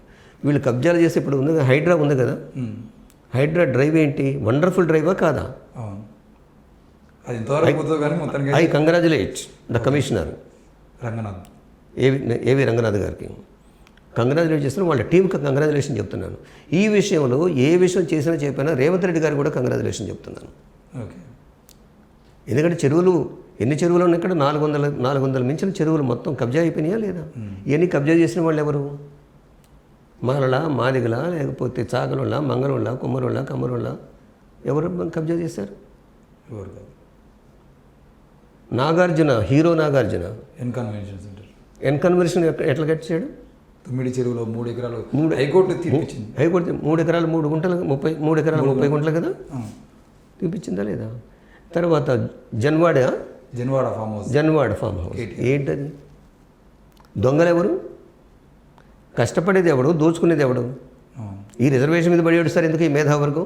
వాళ్ళ మీద పడి దమ్ముంటే వాళ్ళ మీద పడి ఆడమని చెప్పండి, వాళ్ళని ప్రశ్నించమని చెప్పండి. అందుకని వీళ్ళు దీస్ ఆర్ ఇంటలెక్చువల్ ప్రాస్టిట్యూట్స్ అన్నది నేను అందుకే మాట. ప్రతి వాడు రిజర్వేషన్ మీద పడి ఆడవటమే, బీసీ రిజర్వేషన్ మీద పడి వాడవటమే, ఎస్సీ రిజర్వేషన్ మీద వాడవటమే, ఎస్టీ రిజర్వేషన్ మీద పడి వాడవటం. కానీ మరి ఈ కబ్జాగాళ్ళ సంగతి ఏమిటి? ఎగ్జాంపుల్స్ కనిపిస్తున్నాయి కదా. సో ఈ ఇండియన్ మేధావర్గం దేర్ ఆల్ ఇంపార్టెంట్. ఓకే. తర్వాత లొంగుబాటు మేధావులు, వీళ్ళకి బుర్ర ఉన్నట్టు నాకు అనిపించదు మెజారిటీకి, అందరిని అనట్లేదు, మెజారిటీకి. కాబట్టి రిజర్వేషన్ గురించి ఏడవటం బంద్ చేయండి, భూ కబ్జాలని, చెరువులు కబ్జా చేసిన వాళ్ళ గురించి మాట్లాడండి. నేను నా పిల్లలకి, నేను ఫస్ట్ జనరేషను, నేను పొలంలో పనిచేసుకునేవాడిని, నా పిల్లలకి నేను రిజర్వేషన్ ఉపయోగించలేదు, అట్లా కొంతమంది ముందుకు రమ్మని చెప్పేసి నేను ఈ వ్యాసంలో రాసింది. ఫస్ట్ ఎవడైతే కడుపు మండుతుంటుందో, తిండి లేక కడుపు కాలుతుందో వాడికి తిండి పెట్టమని అడుగుతున్నా. నా ఆర్టికల్లో ఎసెన్స్ అది. 100 మార్కులు సామాజిక 100 మార్కులు సామాజిక, ఆర్థిక, విద్యాస్థాయి గురించి మాట్లాడమని చెప్పాను. ఇంకొక 100 మార్కులు ఈ క్వాలిఫై ఎగ్జామ్స్లో తీసుకోమని. ఈ రెంటిని తీసుకొని టాలీ చేసి ఎవరికి సీట్ వస్తుందో వాళ్ళకి ఏమని చెప్పాను. ఇది తప్ప? మరి ఈ విషయం ఎందుకు మాట్లాడడం? ఇది మందకృష్ణ మాదికి తెలియదా? నేను ఇదే కదా చెప్పింది, 61 కులాలకి న్యాయం జరగాలనే కదా చెప్పింది నేను. ఇది రాసినప్పుడు మహామేధావులైనటువంటి మాల మేధావులు, మాదిగ మేధావులు నా హాస్పిటల్ దగ్గరకు వచ్చి ధారణ చేస్తామన్నారట.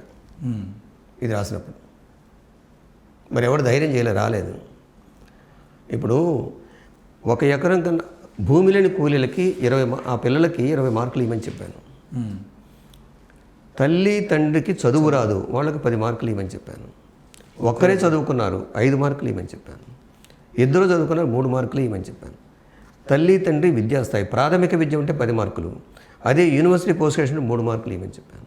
వీళ్ళు ఎవరిని ఎక్స్క్లూడ్ చేయలేదు దీంట్లో. తల్లిదండ్రి ఉద్యోగస్తులు ఒక్కళ్ళే అయితే 10, తల్లిదండ్రి 2 ఉద్యోగస్తులు అయితే 5 మార్కులు ఇవ్వమను.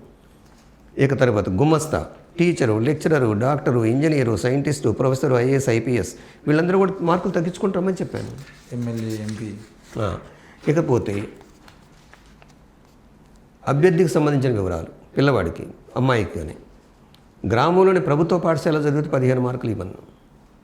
పట్టణంలోని ప్రభుత్వ పాఠశాల చదివితే 10 మార్కులు ఇవ్వను. పట్టణంలోని ప్రైవేటు పాఠశాల చదివితే 5 మార్కులు ఇవ్వను. ఇది న్యాయమే కదా. అవును. తర్వాత బోధనా భాష మీడియం, తెలుగు మీడియం అయితే 5 మార్కులు ఇవ్వను, ఇంగ్లీష్ మీడియం చదివితే 2 మార్కులు ఇవ్వను వాళ్ళకి. అభ్యర్థి వికలాంగుడా వికలాంగురాలా అయితే వికలాంగులైతే 10 మార్కులు ఇవ్వమన్నా, కాదు అయితే 0 మార్కులు ఇవ్వమన్నా. అభ్యర్థి స్త్రీ అయితే 8 మార్కులు ఇవ్వమన్నా, పురుషుడైతే మార్కులు ఇవ్వద్దని చెప్పాను. ఎందుకంటే స్త్రీల యొక్క ఎడ్యుకేషన్ చాలా వెనకబడింది ఈ దేశం. తల్లి కానీ తండ్రి కానీ ఉన్నారా లేరా, ఇద్దరు లేరు, 10 మార్కులు ఇవ్వమన్నా. ఒక్కరే తల్లి కానీ తండ్రి కానీ లేకపోతే 5 మార్కులు ఇవ్వమన్నా. అభ్యర్థి పొందుతున్న రిజర్వేషన్ మొదటి తరం అయితే 15 మార్కులు ఇవ్వమన్నా, రెండో తరం అయితే 10 మార్కులే ఇవ్వమన్నా, మూడో తరం అయితే 5 మార్కులు. ఈ విధంగా క్యాలిక్యులేట్ చేసి క్వాలిఫై ఎగ్జామ్స్తో టాలీ చేసి వీళ్ళకి రిజర్వేషన్ ఇంప్లిమెంట్ చేయమని 2005లో సీఎంకి, అప్పుడున్న రాజశేఖర రెడ్డికి, అదేవిధంగా ఉషా మెహ్రా కమిషన్కి ఇచ్చాను ఈ డాక్యుమెంట్. కానీ దీని గురించి మాట్లాడటం ముందే చెప్పాను కదా, తనువు చావండ్రా ఏదో గిరీశం అంటే, గిరీశం కాదు కన్యాశుల్కులు అంటాడు చూడండి, తాంబూలాలు ఇచ్చాం తనువు చావండి అనేది. ఇదిగో ఇది కార్యక్రమం. మన ఈయన కన్యాశుల్కం రాసినటువంటి గురజాడ అప్పారావు గారు వాడు మాట్లాడుకుంటూ తాంబూలాలు ఇచ్చాం తనువు చావండి అన్నాడు. ఒక అమ్మాయికును చిన్న పిల్లకును ఒక ముసలోడికి పెళ్లి చేసే క్రమంలో ఇది. సో ఇది. ఇకపోతే ఇండియన్ వాస్తవం ఏమిటి అసలు? ఇండియాలో ఉన్నది ఇంతకుముందే అన్నట్టు ఇది కుల వ్యవస్థ. ఈ కుల వ్యవస్థ ఎవరు తీసుకొచ్చారనేది రీసెర్చ్ జరగాలి. నేను నా రీసెర్చ్లో నేను తేల్చాను. ఆర్యులు ఈ దేశం మీద దండయాత్ర జరిగిన తర్వాతనే కుల వ్యవస్థ వచ్చింది, అంతకుముందు కుల వ్యవస్థ లేదు. ప్రపంచ ప్రఖ్యాతిగాంచిన సింధు నాగరికతలో కుల వ్యవస్థ లేదు. ఆర్యులు దండయాత్ర చేసిన తర్వాతనే, ఆర్య బ్రాహ్మణ క్షత్రియులు వచ్చిన తర్వాతనే కుల వ్యవస్థ. యుద్ధంలో ఓడిపోయిన వాళ్ళని కేటగరైజ్ చేశారు, సరెండర్ అయిన వాళ్ళని కేటగరైజ్ చేశారు. అసలు యుద్ధం నుంచి తప్పించుకొని ప్రాణరక్షణ కొరకు అడవులు బాసిన వాళ్ళని కేటగరైజ్ చేశారు. ఇది ఇండియన్ వాస్తవం. ఈ వాస్తవాన్ని దృష్టిలో పెట్టుకునే ఈ రిజర్వేషన్ గురించి ఆలోచించాలని చెప్తుంది ఈ మేధావి వర్గానికి, సోకాళ్ళ మేధావి వర్గానికి.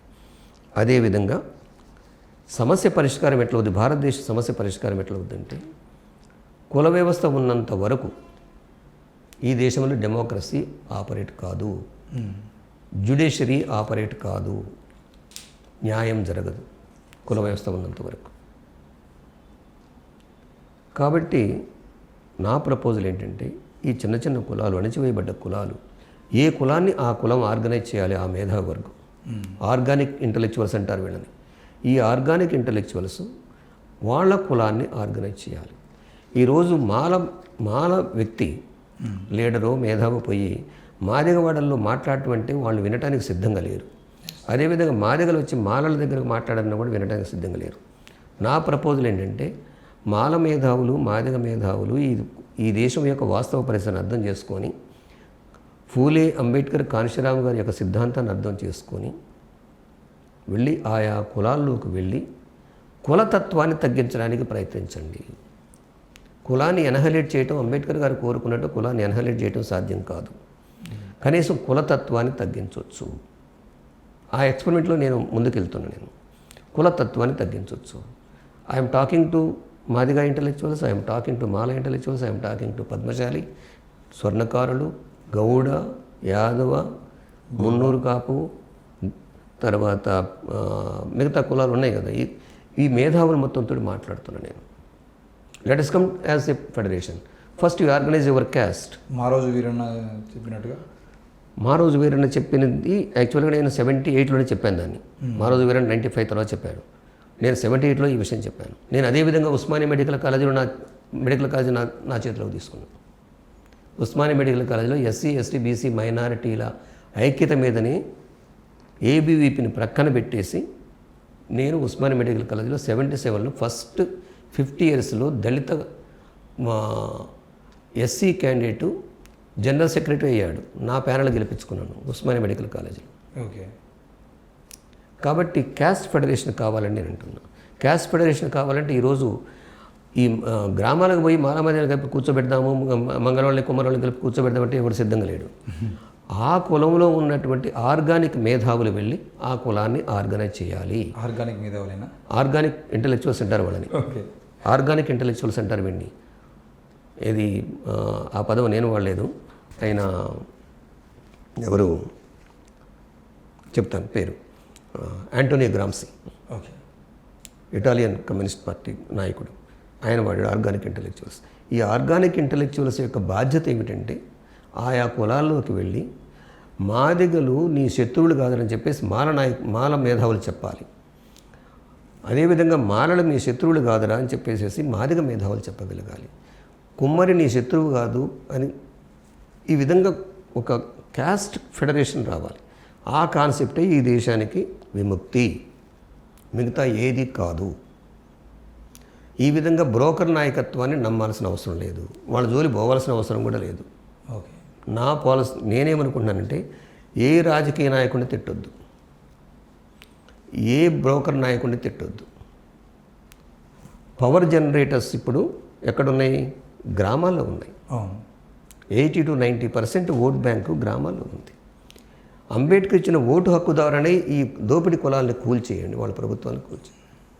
ఓటు హక్కు ద్వారా గుర్తుపెట్టుకోండి, ఐఎమ్ అగైన్స్ స్ట్రెస్సింగ్. ఓటు హక్కు ద్వారా ఈ దోపిడీ కులాల యొక్క పరిపాలన అంతం చేయండి.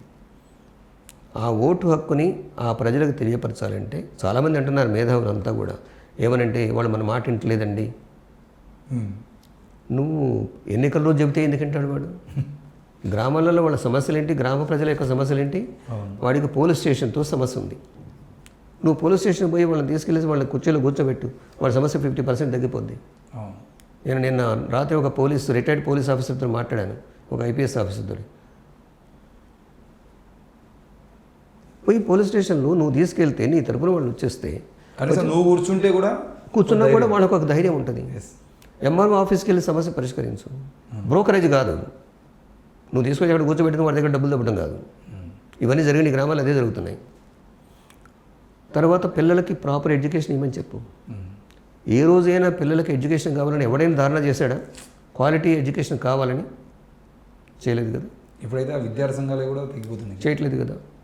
కాబట్టి యంగ్ జనరేషన్స్ కులతత్వాన్ని రెడ్యూస్ చేసుకొని గోచిపెట్టేవాడితో పోటీ పడకుండా బంగారు గనులు తవ్వుకుపోయేవాడిని టార్గెట్ పెట్టుకొని క్యాస్ట్ ఫెడరేషన్ ఏర్పరచడమే ఈ దేశానికి ఒక ముఖ్యమైనటువంటి సొల్యూషన్. అనేక సమస్యలు ఉంటాయి, దీంట్లో కాదనట్లేదు. కానీ సమస్యలు ఏంది ఎక్కడ? ఇప్పుడు లేవా సమస్యలు? ఇది నేను అనుకోవటం. Okay sir. ఫైనల్గా కేటగరైజేషన్ వల్ల మాలలకు కానీ మాదిగలకు కానీ లాభం జరగదు, నష్టం జరగదు.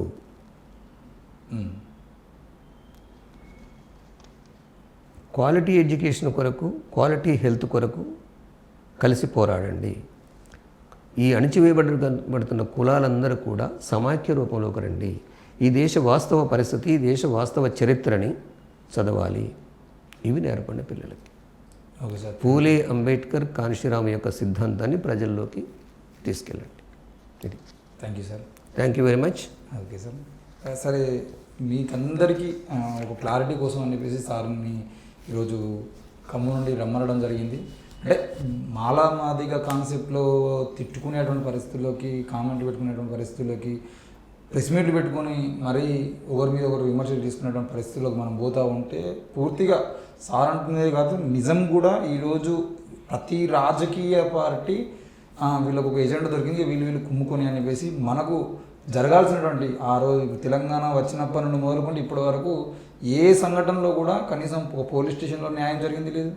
ఇక్కడ ఏ విషయంలో వైద్యానికి సంబంధించిన విషయంలో నాణ్యమైన వైద్యం లేదు. ఇప్పుడు మన దళిత బిడ్డలు చదువుకుంటున్నటువంటి ఇదే మాదిగ బిడ్డలు చదువుకునేటువంటి పాఠశాలల్లో ఈరోజు బట్టి విక్రమార్క ప్రకటించేంత వరకు 120 బిల్డింగులకు కనీసం బిల్డింగులు లేవు. గురుకుల పాఠశాలకు ఏది చూసినా కూడా మన జీవితాలు అస్తవ్యస్తంగా ఉన్నాయి. జీవితాలకు సంబంధించిన విషయంలో ముందు పోవాల్సినటువంటి మనము, మన నాయకత్వం మాత్రం పూర్తిగా తిట్టుకునేటువంటి పరిస్థితుల్లోకి వెళ్ళిపోతుంది. కాబట్టి దయచేసి వర్గీకరణ ఉద్యమానికి సంబంధించిన విషయంలో మీరు చేస్తున్న పోరాటంకి మీరు ఏం చేసుకున్నా కూడా ఇప్పుడు చేయాల్సింది మాత్రం కాంశీరామ్ గారు చెప్పినట్టుగా ఓటు హమారా సీట్ తుమారా అనేది కాదు. ఎట్టి పరిస్థితుల్లో మేమే రాజులమైతాం అనే ఉద్యమాన్ని మనం ముందు తీసుకోవాల్సినటువంటి అవసరం ఉంది. దానికి తప్పకుండా కులాలను ఐక్యం చేసి అందరం కలిసి ముందుకు పోవాలని చెప్పేసి సార్ చెప్తా ఉన్నారు. మీరు కూడా ఆలోచిస్తారని, దళితులు ముఖ్యంగా మాలలు మాదిగలకు శత్రువులు కాదు, మాదిగలు మాలలకు శత్రువు కాదు అని చెప్పేసి అనే విషయాన్ని మనందరం ఐక్యంగా ఉండి రాజ్యాధికారం వైపు పోవడమే మనకు శరణ్యం అని చెప్పేసి అయితే చెప్తా ఉన్నారు. దీని మీద మీ అభిప్రాయాలు కామెంట్ రూపంలో పెట్టండి. తప్పకుండా మరిన్ని ఇంటర్వ్యూలను మరింత మందిని కూర్చోబెట్టి చేసేయడానికి ప్రయత్నం చేద్దాం. చూస్తూనే ఉండండి ఈనాడు మీడియా. Thank you.